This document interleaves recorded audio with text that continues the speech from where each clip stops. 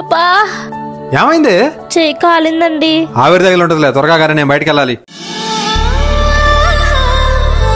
రాజీ వేడి నీళ్ళు బొక్కిటి బాత్రూంలో పెట్టరాపో. బావా పొద్దునుంచి కాలు నొప్పిగా ఉంది బావా, కొంచెం నువ్వే పెట్టుకోవా.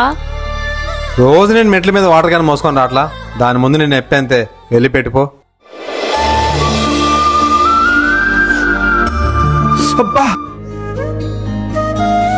అయ్యో ఏమైందండి?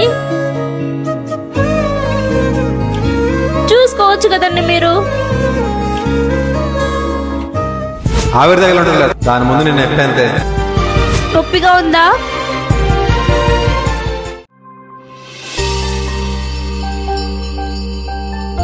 రాజీ ఇంట్లో పెట్టిన డబ్బులే. ఏమో అండి నాకు తెలియదండి. పొద్దుగూకులు కిచెన్ లో ఉండేది నువ్వు, నీకు తెలియదని నమ్ముతానా? ప్రామిస్ అండి, నిజంగా నాకు తెలియదండి. ఆ డబ్బులు ఎలా ఖర్చు అయ్యాయో నాకు బాగా తెలుసులే. ఆ డబ్బులు ఇలా ఖర్చయ్యాయి. నిన్ను సర్ప్రైజ్ చేసే ముందు టెన్షన్ పెట్టాలనిపించింది, అందుకే ఇలా చేశా.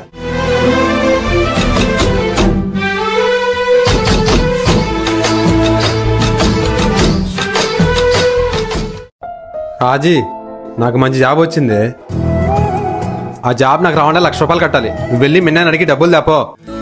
అదేంటండి, మన పెళ్లికి కట్నంగా డబ్బులు తీసుకున్నారుగా, మళ్ళీ ఇప్పుడు మా అన్నయ్యని డబ్బులు అడగమంటున్నారా? మీ అన్నయ్యతో పాటు నీకు కూడా ఆస్తిలో సమాన హక్కు ఉంది, వెళ్ళి తీసుకురాపో. ఇప్పుడు అన్నయ్యని ఆస్తి ఎలా అడగాలి? అన్నయ్య మీ బావకి మంచి జాబ్ వచ్చింది అన్నయ్య, కానీ ముందుగా డబ్బు కట్టాలంట నాకు మన.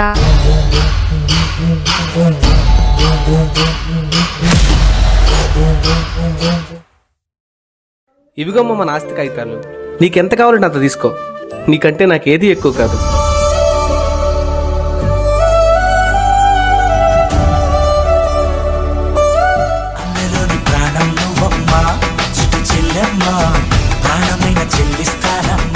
బల్బ్స్ అండి, బల్బ్స్ నెంబర్ 1 క్వాలిటీ బల్బ్స్ రావాలండి, రావాలి. ఏమయ్యా ఈ బల్బ్ బాగా పనిచేసిద్దా? వాడు చూడు సూపర్ గా పనిచేసిద్ది. రే వెంకట్ ఇట్రారా. వీడు నా దగ్గర బల్బు తీసుకొని 3 సంవత్సరాలు అయింది, ఇంతవరకు రిపేర్ కూడా రాలేదు. సరే ఇదిగో. ఎందుకురా అర్థం చెప్పి జనాలను మోసం చేస్తావు? ఇలా థర్డ్ క్వాలిటీ బల్బ్స్ అమ్మడం తప్పు కదరా. అరే మావా, నిజాయితీగా సంపాదించడం చాలా కష్టం రా.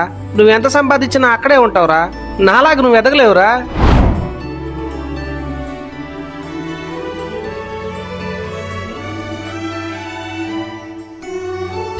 అరే మావా నువ్వరా? ఏంట్రా బయట గుమ్మస్తా కావాలని పెట్టావు కదా, నీ వ్యాపారం ఏమైందిరా? నువ్వు చెప్పింది కరెక్టేరా. మోసం చేసి సంపాదించిన డబ్బులు ఎప్పటికీ మనో కావు. అలా సంపాదించిన డబ్బులతో ఓ ల్యాండ్ కొని మోసపోయి నష్టపోయాను. సరేరా, కానీ నా దగ్గర నిజాయితీగా పనిచేసే వాళ్ళకి చోటుంది.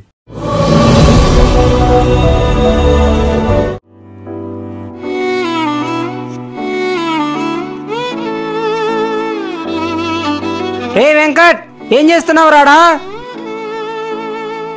ఏం చేయమంటావురా, ఎంత కష్టపడ్డా నాకు పర్మనెంట్ జాబ్ రావట్లేదురా. ఈ ప్రైవేట్ జాబ్ లో ప్రెజర్ ఎక్కువై నాకు చచ్చిపోవాలనిపిస్తుందిరా. ఒక్కసారి నీ భార్య దగ్గరికి వెళ్ళి నీ ప్రాబ్లం చెప్పి అప్పుడు చచ్చిపోరా. రాజీ వర్క్ ప్రెజర్ తట్టుకోలేకపోతున్నానే, కొన్ని రోజులు 10 నెలలు వస్తానే. ఏంటండి మమ్మల్ని వదిలేసి వెళ్తారా? వెళ్ళండి, మీరు లేని జీవితం మాకు వద్దు.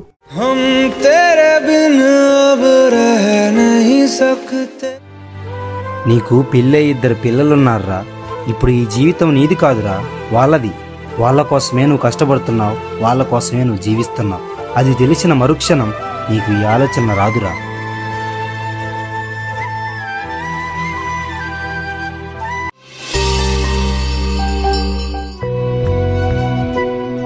రాజీ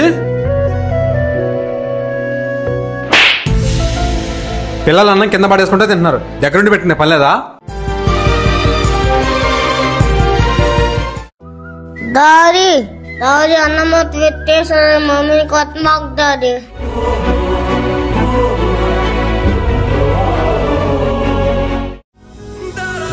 సారీ నాన్న, మిమ్మల్ని మమ్మీని బాగా బాధ పెట్టాను.